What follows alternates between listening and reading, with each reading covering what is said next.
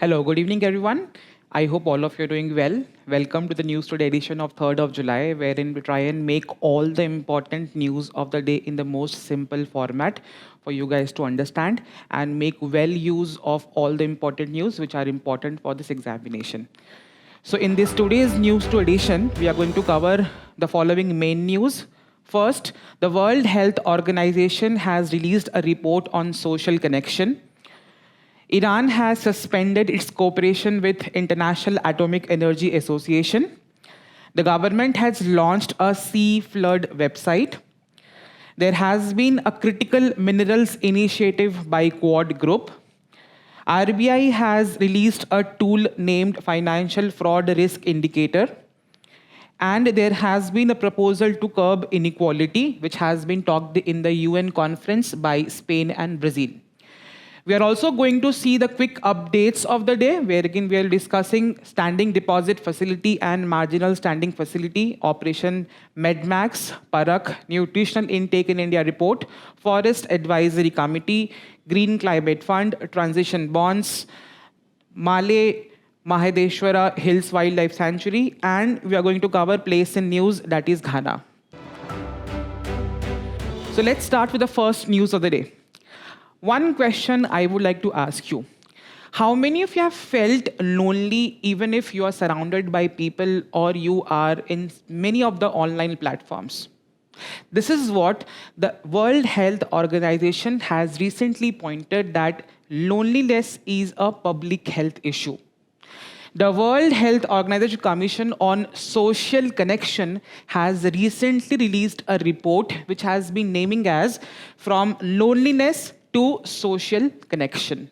Right? So again, very important topic for GS Paper 1, society, social justice, vulnerable groups, all of those are important with respect to this particular topic.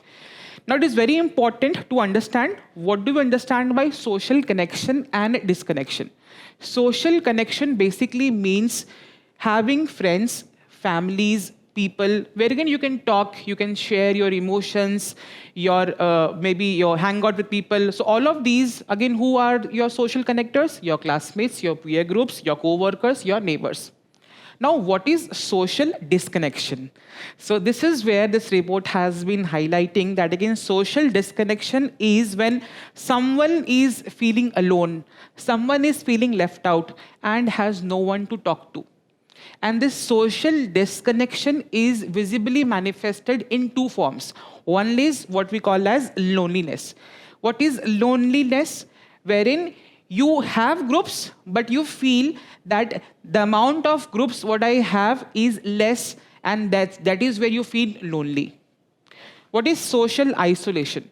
Many times we feel and we see people, they are isolating themselves. Right? So this is basically people who do not need to talk to many people at all. And this is where this social connection and disconnection are the two important terms which is very important to understand this particular report. Now, what exactly this World Health Organization report has been talking about? Number one in 6 people around the world is feeling lonely.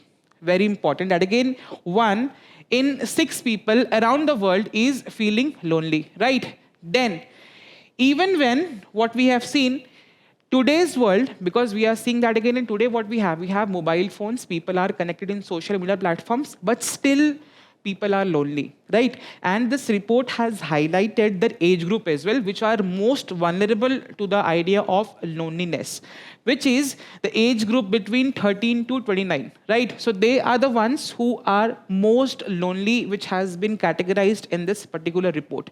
This report has also told when it comes to older people, 1 in the out of 3 older people is feeling lonely. When you talk about adolescent or teenagers, right? 1 out of 4 teenager is feeling socially loneliness, right? Then it is also telling that loneliness has also to do with what we call as rich and poor countries. In poor countries, there is an incidence of 24% of loneliness, and in richer countries, it is just 11%. Then it is also very important, this is where the report has been highlighted that again, Loneliness is leading to 100 deaths every hour as per this report. And that is why this World Health Organization has talked about this particular social problem as a public health issue. This report has also told that again, when people have strong relationships, they automatically tend to live a healthier life and they are going to live longer. So these are the few parameters which has highlighted that loneliness can also be a dangerous thing, which this report has highlighted. Then there are few factors or again few drivers of social loneliness which is there in our society. Let's see one by one. Number one is poor health. So if a person is not keeping well in terms of health, right? So of course he is less, maybe in a very less time he is going to be socially out meeting with people. So health is a concern which is making the idea of social loneliness coming into picture. Then we talk about marginalized. There are few sections in society who are called as marginalized groups. For example, LGBTQ plus community, right? Elder people. So all of the ST, SC people. So again, they feel again this the idea of discrimination which has been happening to them, the stereotyping which has been created among these marginalized groups is making them feel socially isolated, right? And the idea of loneliness is coming into them. We talk about low income and education, very interlinked. If people are less educated, may they having less incomes, of course, they are not sharing that equal status, equal amount of space with respect to other peoples in society. We talk about living alone. Many elder people, right? Many people who are, let's say, moving out abroad for higher studies are living alone, which is again leading to what we call as the idea of social isolation, social loneliness. We talk about weak community infrastructure. Nowadays, this urban development has not been taking into consideration the idea of public parks, public clubs. So again, which are the agents where again people can come and socially interact with each other. So again, that is also lacking.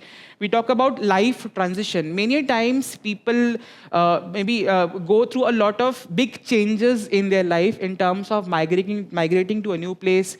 Someone met with a divorce, right? Someone has lost someone, a loved one, right? So all of these at this junction where again people require a certain kind of emotional support. This is not available to them, and that is what is making them socially lonely. Then we talk about unhealthy use of digital technologies. Many times we have seen that again how screen times has been increasing and face-to-face interaction among people are also reducing. So all of these are the factors which are contributing to the idea of social loneliness or isolation which has been happening in the societies. Then what this report has told that again, as this has been telling that again, loneliness is a public health issue, right? So how do you come to this conclusion that loneliness, which is a social problem, is causing deaths in the country, right? So again, number one, it is of course going to affect your mental health condition, which is very visible and very logical, right? Where again, people feel depressed, people feel anxious, people have coming thoughts of suicide whenever they feel lonely. Right. Then in terms of physical health, this is where this report has been highlighting that it is going to be a major public health issue. Why? Because with loneliness, there is an increased risk of heart stroke, there is an increased risk of heart disease and diabetes. Right? When we talk about studies and work impact, maybe we have seen in teenagers, it is loneliness is also one of the reasons for poor performance in schools, low productivity at the workplaces, fewer job opportunities, right? And then we talk about at a community level, if people are feeling lonely, they have less trust towards people in the community. They feel more isolated. They have a very weaker social bond. So these are the visible manifestations on all of these impact areas, what loneliness has been contributing to bad health of people across the globe. This report has also highlighted कि sir, we need to adopt these 5-step strategy in order to tackle the problem of social loneliness. Again, all of you must have heard about prime numbers. Again, this is where the mnemonic stands, PRIME. P stands for policy. At policy level, you need to make policies which is making people socially connected to each other. Number one. R, in terms of research. Research has to be done to get to know the idea that what exactly is making people feel lonely, right? When it comes to interventions, we discussed about how infrastructure needs to be developed in terms of parks, libraries, clubs, where again people can go and interact with each other. Then we talk about measurement. Again, we have seen that again there is a global happiness index, right? So in a similar manner, if we are going to measure that how much a people or a person is feeling lonely, you need to develop an index. And that is why this loneliness can be measured through what we call a social connection index, what has been proposed. Lastly, engagement, which is very, very, very important, that we need to encourage group activities. We need to maybe go forward for face-to-face interactions through these social platforms like clubs, maybe the idea of volunteering. So all of this is going to contribute when it comes to the idea of social loneliness eradication. Lastly, this report has also told very important thing and a very, very important social message for all of you. Right? Whenever you meet someone, whenever you have or come to the idea that again, yes, this person is somewhere feeling lonely, what you can do. And this is small change in a lifestyle, in your social interaction is going to create a great impact in terms of solving the problem of social loneliness in society. Number one, whenever someone is feeling down, you text them, you call them, right? And whenever someone is communicating or talking to you, talking about their problems, listen to them. Don't look at your phones, right? Then maybe you are, if maybe in this examination process, also many a times we feel socially isolated, we feel lonely, right? Go out in public parks, engage in some kind of activity, greet your neighbor, right? Volunteer for something. So this is somewhere, this is other few small day-to-day changes what we can bring in our lifestyle, which is going to solve the problem of social loneliness. And lastly, it is very important that if someone is really struggling, help them find a support or counseling, right? This is what at an individual level you can do. Very important topic, and it can be linked to society and social justice topics, right? Now, moving to the next news of the day. Recently, Iran has suspended its cooperation with International Atomic Energy Association. So now my question to you is, there are a lot of international institutions. This G20 summit has gave a very important theme. We are one earth, one family, and we have one future. We are all living in one planet, right? So all of these international institutions which has been created, it has been created to go by the idea of international peace, prosperity, in a uniform basis, in a global manner. What if some country is not abiding by the rules and regulations which are being formed by these international organizations or institutions?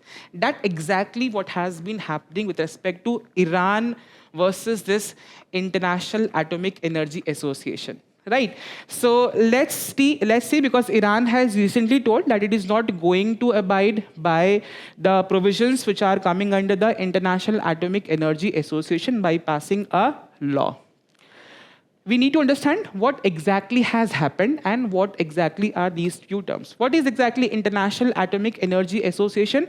It is a United Nations body or a UN watchdog with respect to countries using energy only for peaceful purposes, right? So again, UN nuclear watchdog, that is basically International Atomic Energy Association. We have also read about non-proliferation treaty, that again, the use of nuclear energy should be in a peaceful manner, right? So it is an agreement which has been signed to stop the spread of nuclear weapons. What exactly is the issue all about? Abhi kya hua? So recently, this International Atomic Energy Association has released a report.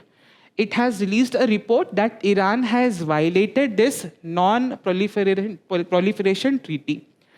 Listening to that report or seeing that report, what has been done by Israel and US, that they has been striking all the nuclear sites of Iran after this report, which has been released by International Atomic Energy Association.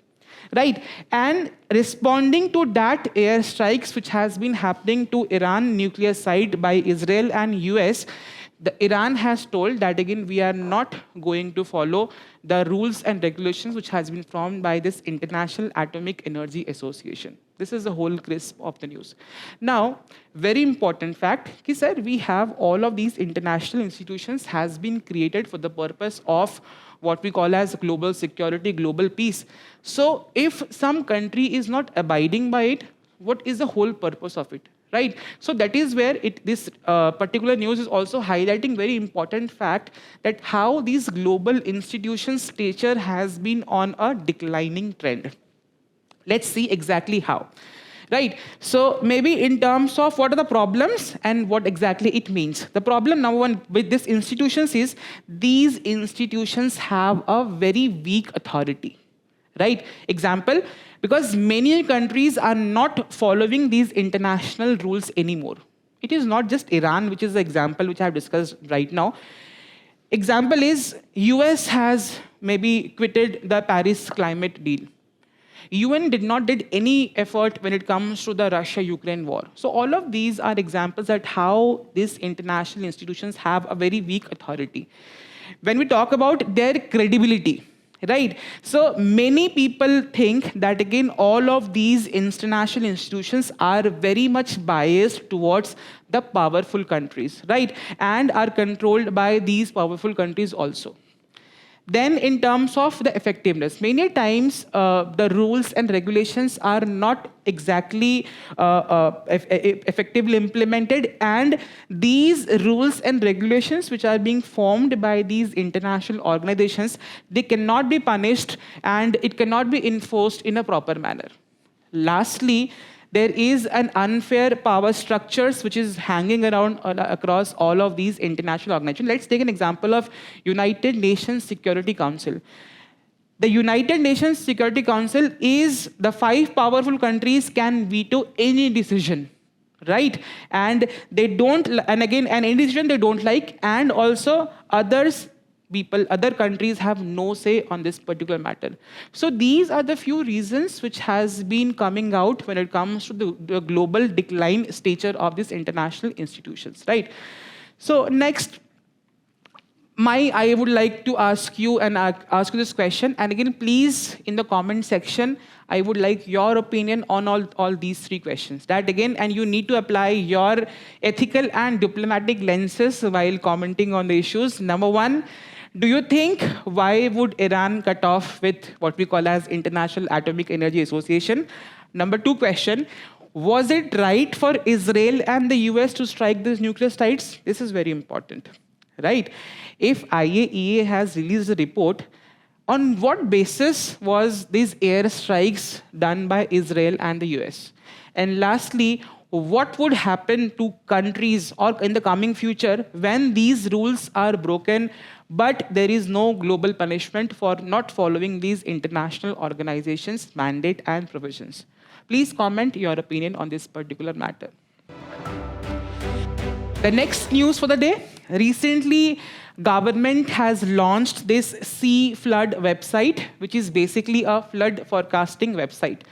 What exactly is this and what exactly is going to happen? Many have seen, because we are in, again, the monsoon season is all ongoing, and again, we are seeing that again, huge amount of rainfall is happening, and with climate change, floods are also happening. And there are many prominent areas in India which are very susceptible to what we call as floods.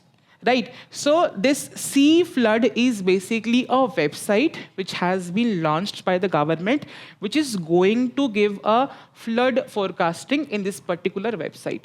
Let's see what are some important facts related to it. So again, it is a website, very important. It is a website tool that gives early warning whenever rivers are likely to flood. Right. Number 2, very important fact for a prelims examination, that this is developed by CDAC Pune, Central Water Commission, Ministry of Jal Shakti, and NRSC.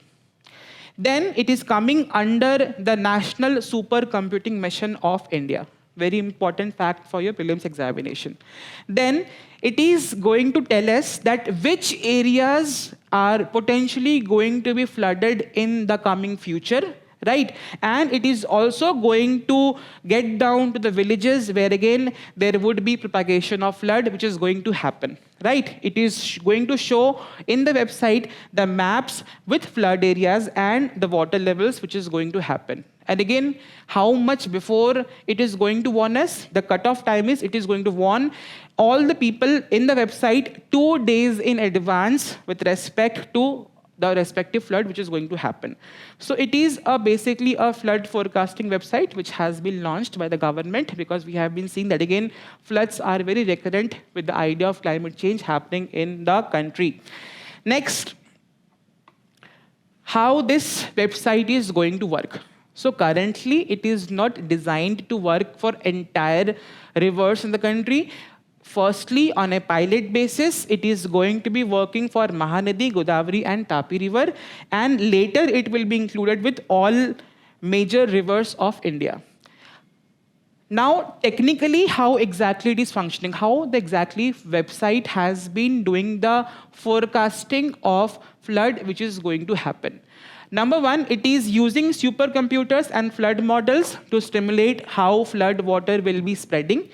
Then experts are using the satellite data and ground reports to improve the accuracy, right? And at the very third level, it is being supported by CDAC, which is a tech institute, and it uses the data from remote sensing center. So this is how technologically, and this is again an example of integration of artificial intelligence in managing an environmental or a disaster problem.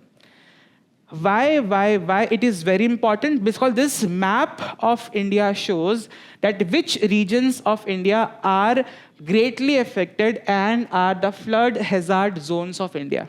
So with this website, which the government has launched, what all things is going to happen? It is going to help government to prepare for floods in an early manner. Number two, it is going to help local authorities to evacuate people in a timely manner, so that again there is no loss of life and property. Then in terms of government has told one important thing, because if we are launching a website, people should know about it. If people are not aware about it, how you are going to take benefit of this particular forecasting measure? So government has told that we need to make sure that everyone knows about this sea flood website.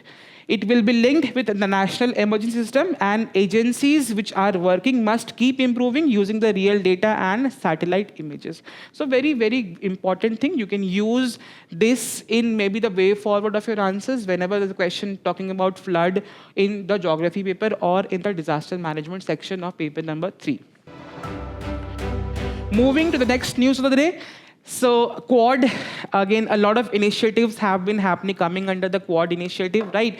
So Quad, again, is a grouping of 4 countries: India, Australia, Japan, and United States of America. So again, recently they have come up and they have started an initiative talking about these critical minerals. And the goal is to secure important minerals needed for modern technology and not depend too much on just 1 or 2 countries. I'll tell you, many of you have seen smartphones, satellites, right? EV vehicles.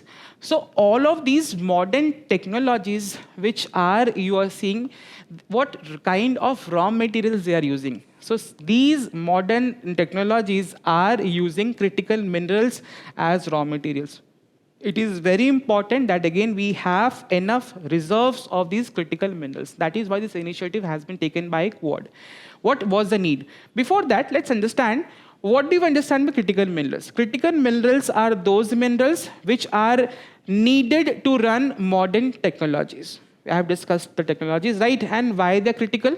Well, what is so special about them? That again, they are very much in demand, high in demand.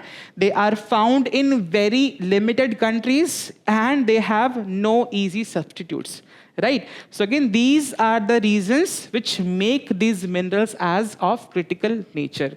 Example includes lithium, cobalt, nickel, and some rare earth metals are the examples of critical minerals, right? Example, lithium is being used as batteries, which is used for making phones and electric vehicles. Cobalt is a critical mineral, which is being used in electric car motors.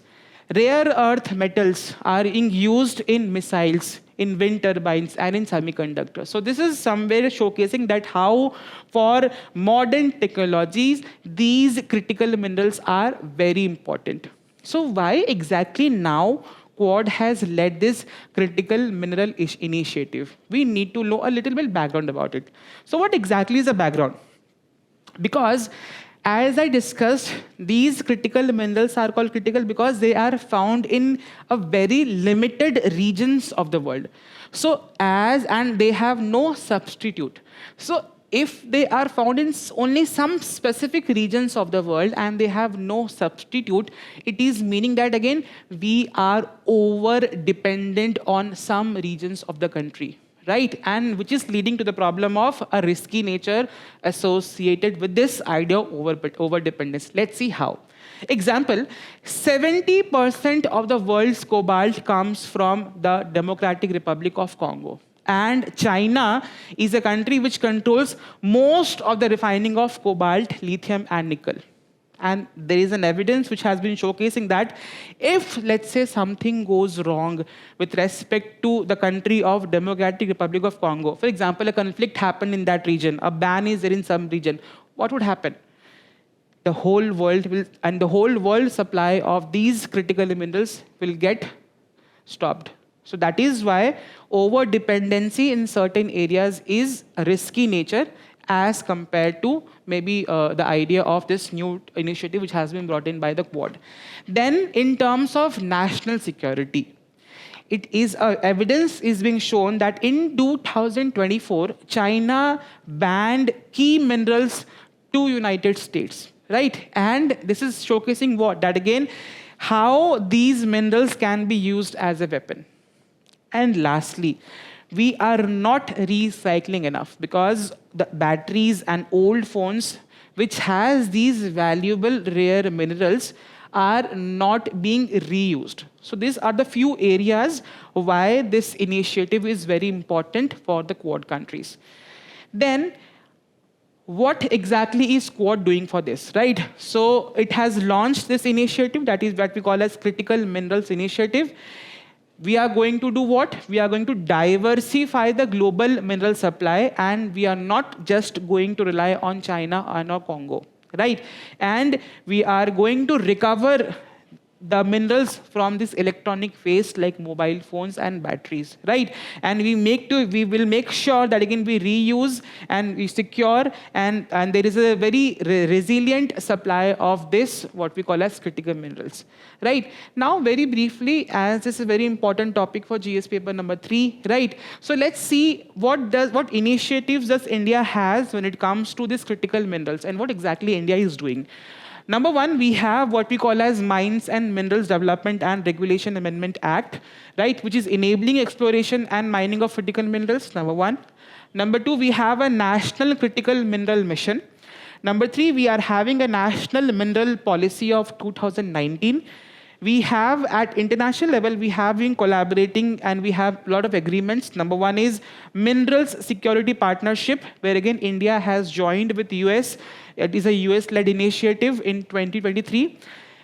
Khanij Videsh India Limited is a company which has been launched in 2019, which is a joint venture company of Ministry of Mines to acquire critical minerals at a global level. An example is India and Argentina has come to an agreement in 2024 for exploration of lithium mines, right? So this is very important for paper number 3, right? And in general, what exactly is India doing when it comes to these critical minerals? Moving to the next news of the day. So one thing before this, again, the idea is cyber fraud. And again, all of you must have received one phone call. I'm pretty sure that again, they have been asking you that again, your phone, your bank account is going to be blocked. And if you don't update it, and we are going to send you an OTP. And once you share that OTP, and again, that's where the cyber fraud happens.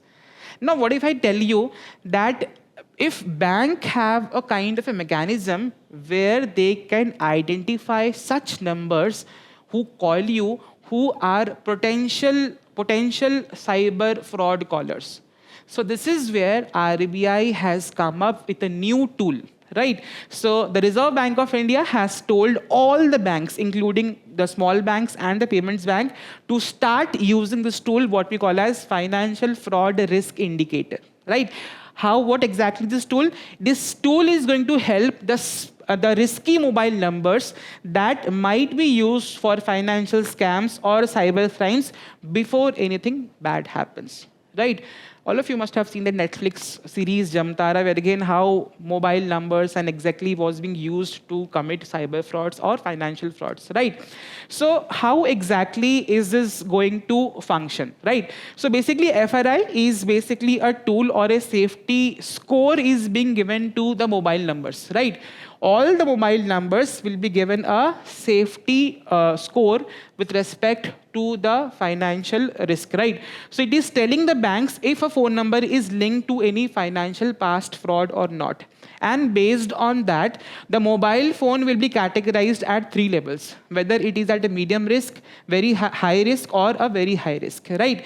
And this score will be based on what? How a mobile number will be ranked on these 3 categories. Number 1, any complaint which has been registered against a mobile number on the cybercrime portal, number 1. Number 2, any report from banks and telecom companies with respect to any kind of financial fraud linked to that particular number.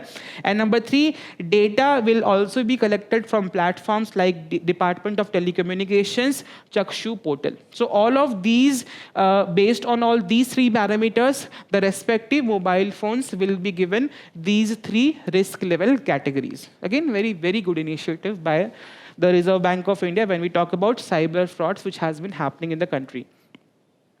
Then how exactly it is working? Let's say if you're getting a call, right? How exactly this tool is going to function? Let's see. Number 1, a person is trying to do a bank transaction using a respective phone number. So what things would get triggered? Number 1, bank will check their mobile numbers against the FRI database, that is whether they are on a medium risk or risky or a very risk category, which we have seen. Then if the risk is high, that transaction will be blocked automatically, right? And the user is going to be warned of the respective cyber fraud and the report will be sent to the cyber crime team. This is how exactly this platform or tool is going to function, right? And banks will also receive a mobile number revocation list, that all the 4 numbers which has been revoked due to what? Due to either they are disconnected or they are blacklisted numbers, right? So it is very important that whenever we come across such numbers, we need to report those numbers at an individual level as a good citizen. This is something which we can do so that the database with respect to these fraud callers can get diversified and there would be less potential risk in the coming future when it comes to the financial frauds happening in the country, right? So why is it useful? Because we have seen that with an idea of Digital India mission, with the Digital India initiative, people are more in using these digital transaction tools, right? So frauds and phishing scams is going to happen, right? And this FRI tool, which has been launched by RBI, is going to be a preventive tech tool, and it is not just a response system, because it is stopping the financial fraud then and there itself by only knowing the respective phone number, whether this phone number could be a potential fraud phone number or not. Moving on to the next news. Recently, at a United Nations conference, there has been a proposal by Spain and Brazil, right? That again, they have joined hands together to told the United Nations. Before that, one question. How many of you feel and understand that again at a global level, not just India level, at a global level, who is paying highest percentage of their income as tax? Are these the middle class people or are these the billionaires? And that is where this Spain and Brazil has been coming out and telling that again, rich people need to be taxed more, because somewhere or somehow, due to locked off tools which are there in terms of tax evasion, in terms of shell companies, these rich people are evading the tax system. And it is leading to what? Less amount of what we call as public wealth, right? And less public wealth means less spending on important social parameters in the country like health, education, and nutrition, right? This is where this has been a very beautiful initiative which has been taken up at the UN conference by Brazil and Spain. They are telling that the super rich people around the world need to pay more taxes. It's not fair that they pay less than the regular people, right? And it was announced at the UN's 4th International Conference on Financing for Development and in Spain about how countries can get more money to help and reach sustainable development goals. Because we have seen many times that we are falling in short of money. The governments across the world are falling in short of money in order to achieve the target of these 17 sustainable development goals by the year 2030. Then, what exactly is the problem? All of you must have heard about Oxfam report. So Oxfam report talks about the idea of income inequality in the country. Less people has more money, and some people have no money. That is a paradox, right? Again, this report, again telling that, again a graph shows that how 62, I'm only talking about a number, 62 richest people in the world are worth more than the poorest 50%. This graph shows that particular aspect, right? So the problem here is the richest 1% of people in the world own more than 95% of everything. Right, in terms of the resource what people have, these 1% people have 95% of everything in the world. Then, in spite of having such high amount of worth and 95% of the things, they pay less tax, right? And that is being reflected that many of them pay less tax than the middle class or even poor people because of the legal tricks and the loopholes in the tax system of the respective countries. It means that governments, of course, if government is getting less tax, because that is the only money which government earns through this taxation system, if there is less amount of tax which are being paid by these ultra-rich people, government will not have enough money for schools, hospitals, and the climate action. Right? Again, it is also putting forward an idea of inequality which is happening, or the income inequality which I talked about, right? So inequality is growing too fast with respect to this particular problem of taxation, right? And the richest are getting away with paying very little amount of tax to the respective governments, right?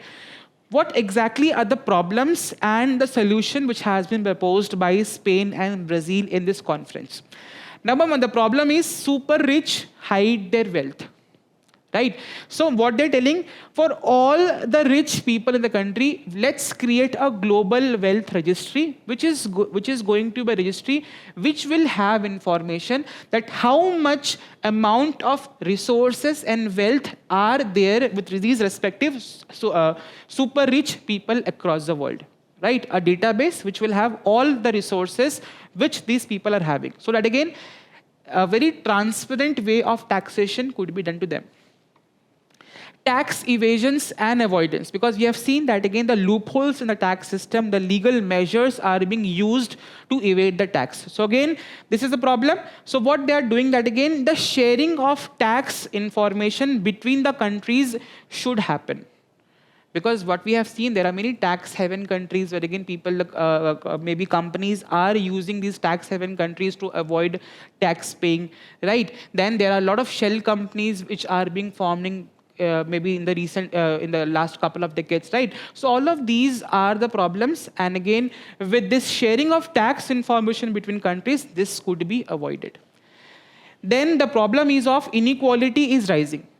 Of course, rich are getting richer, poor are getting poorer, right? So across the globe, we need to have what we call as a progressive global tax reforms. As the income is going to increase, the tax rates are going to increase. Then lastly, government lacks fund. With less tax collected, government will have less fund. That is a problem, right?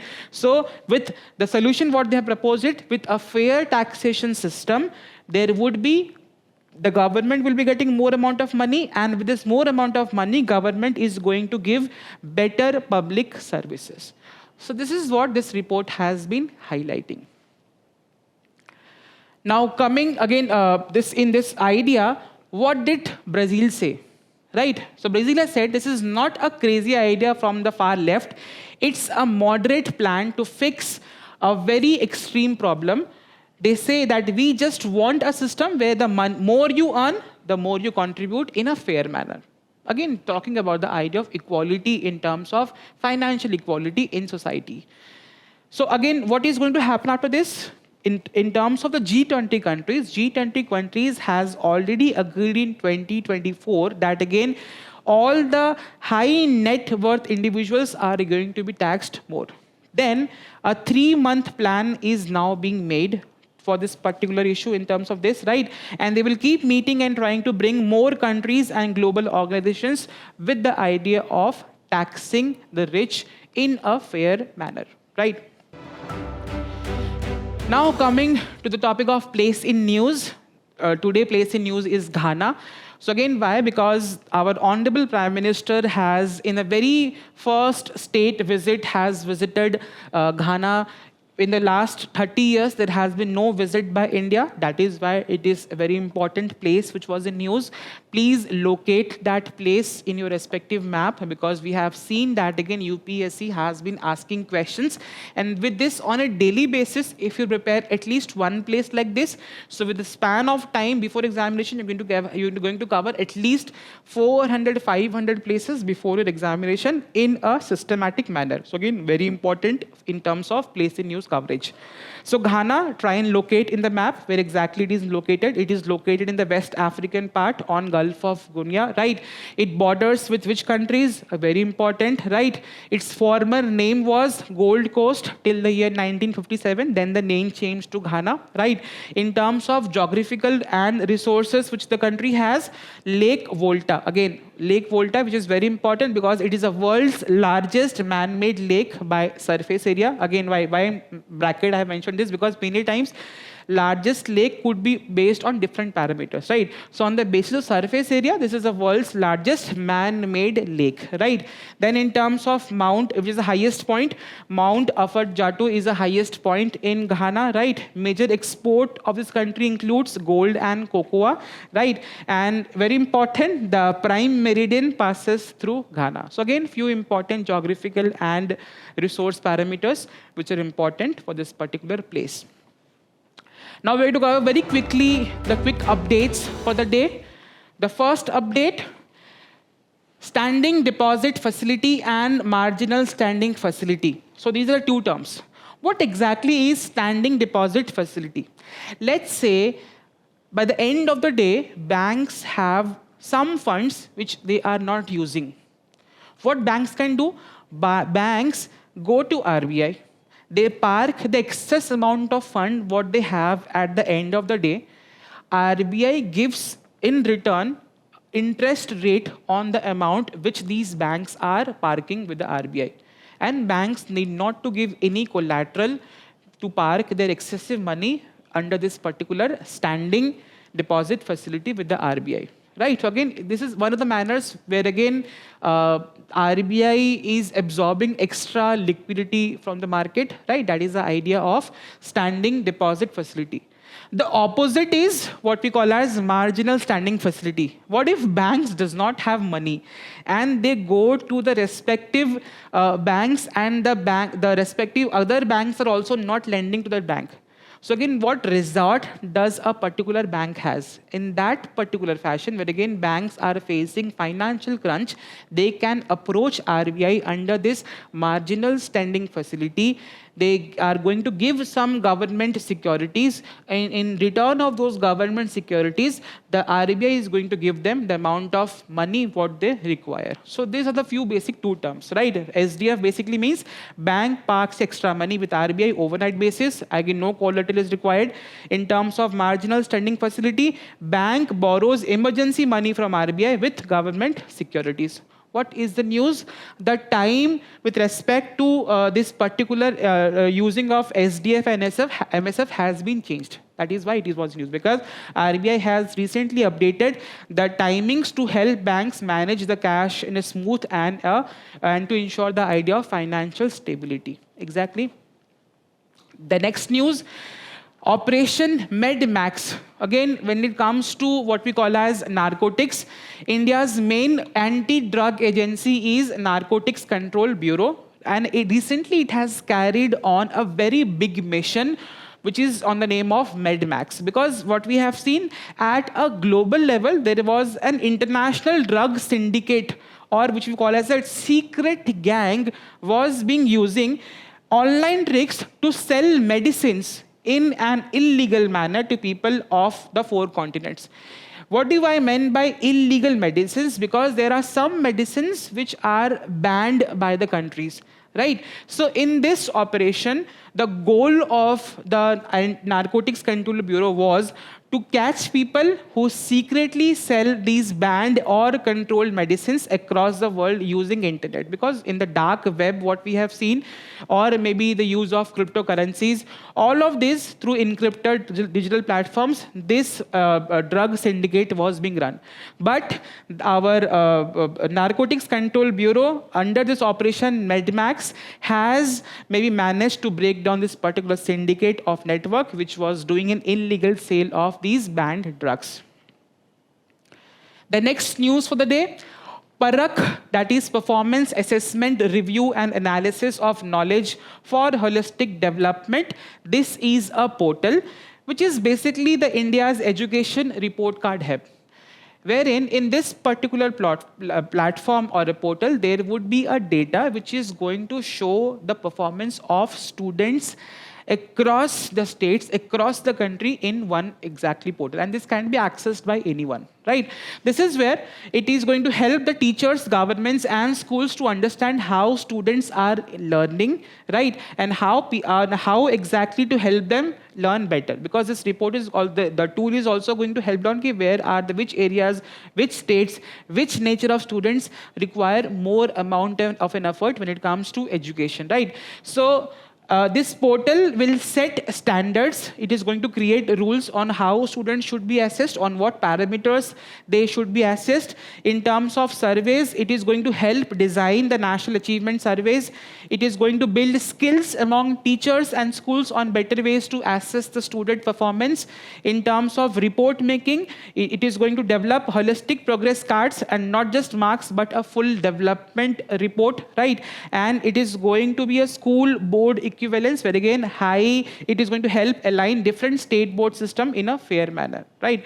This is the basic idea, and a very important tool you can use as an example in any question we talk about education, or maybe the idea of what we call as the new education policy, right? Any question education, you can use it as an example in the conclusions of your answer. Then the next news is the nutritional intake in India report. Nutrition is a topic of paper number 2, social justice, right?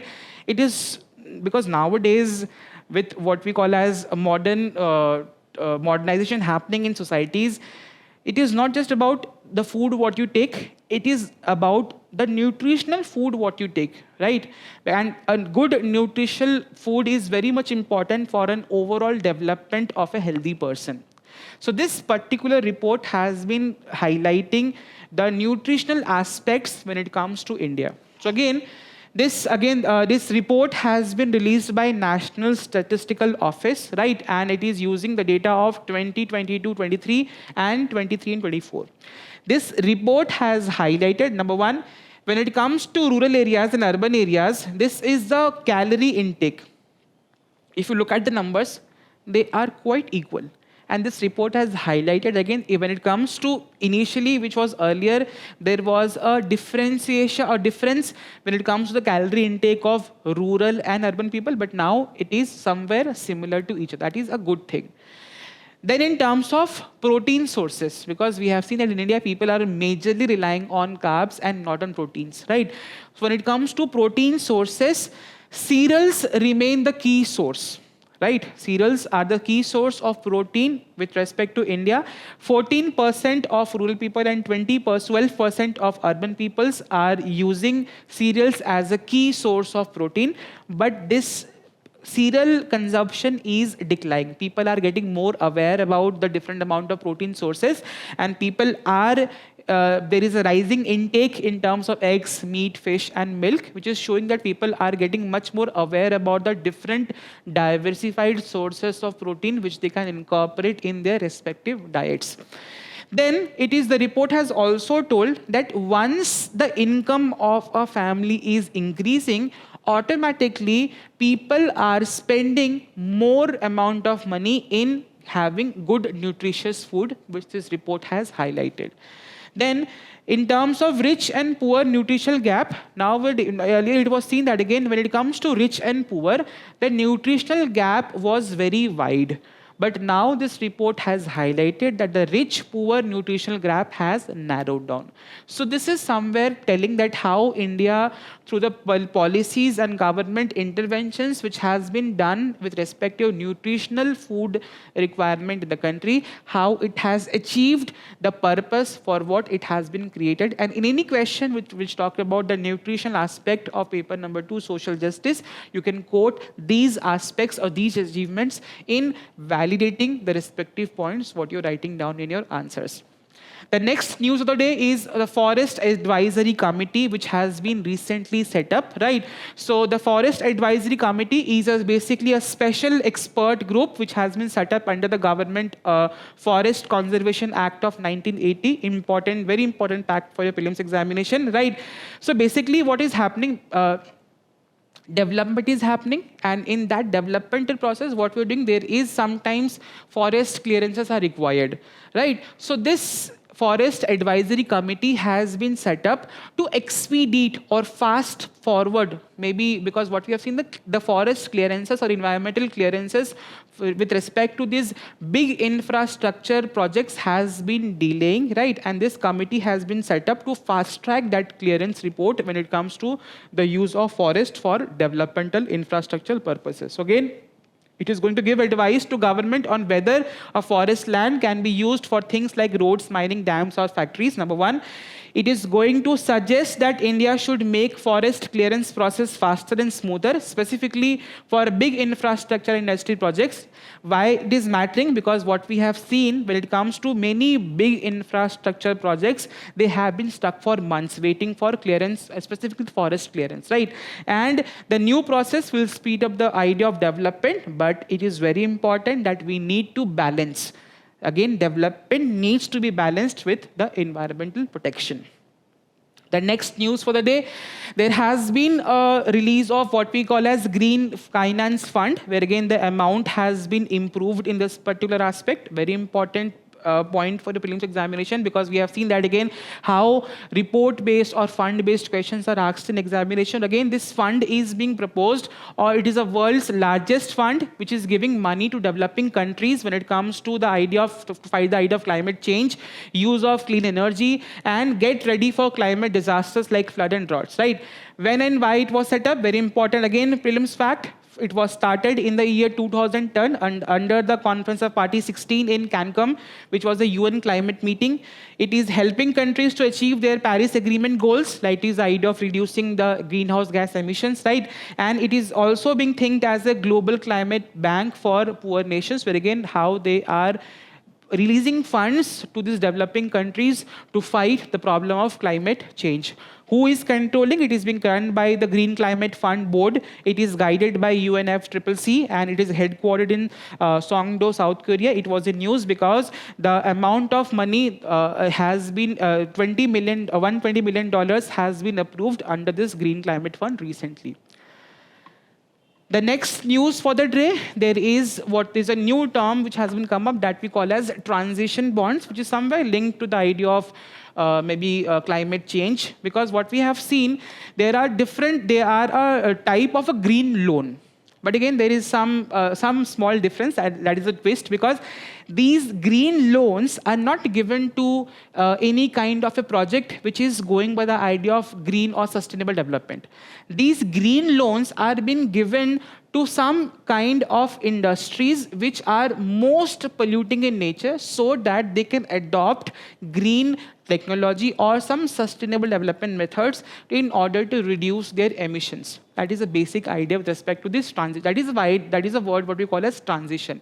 in order to help them transition from an emitting industry to a sustainable industry, right? So again, they are giving industries that pollute a lot, example as steel, cement, right? And which is going to help them slowly become clearer, because these bond is going to help in order to shift to eco-friendly technologies, in order to cut their carbon emissions over time without shutting down immediately, right? Because what we have seen, there are some industries where again it is very hard in a very short span of time to reduce emissions, and that they require some kind of an effort and financial help. That is where this transition bonds is going to help them out, right? How they are different? Because they are going to be a part of important fact for Williams. They are going to be a part of green debt securities under the SEBI rules, and they are meant for a gradual change, not for an already green projects that I have discussed, right? So this International Financial Service Authority has created a 2024 framework on how these bonds should be issued, and they are to be listed. The next news for the day, Male Mahadeshwara Hills Wildlife Sanctuary was in news. Again, out of all the national parks, wildlife sanctuaries, biosphere reserves, what you read, all of these which are coming in news makes them important out of all the national parks, wildlife sanctuaries, what we read. So again, this was in news because recently 5 tiger deaths has been reported in this particular wildlife sanctuary, which is highlighting that we need to better conserve and monitor these fauna species when it comes to conservation, right? Again, location, this is located in southeast Karnataka. The forest type which is there in this is a dry deciduous semi-evergreen Shola scrub. The communities are of Lingayats and Soligas. Important fact, key species found in this wildlife sanctuary is tiger, elephant, leopard, wild dog, sloth bear, and it is a very vital link between Eastern and Western Ghats wildlife corridor. That is why it was in news. Now, with respect to the news today, we are done. Now, all important questions which could be framed from all the topics what I have discussed today will pop up in your screen. It is very, very important that again, once we have learned, we need to test ourselves whether I am able to solve the questions which could be framed from this particular topic in the examination like question, right? So it is very important you solve your questions, you put down in comments your answers. That is going to be a systematic way through which you are going to learn your progress with respect to this particular program. Lastly, Vision IS has come up with a digital current affairs platform, which is a one-stop solution for all your problems when it comes to accessing of or preparation of current affairs, where again it is going to be a integration of the resources, how to use those resources, how to test your knowledge. Again, variety of things. Please go and explore this platform, which is of course going to be helping you a lot in terms of your current affairs preparation. Lastly, thank you so much and all the very best.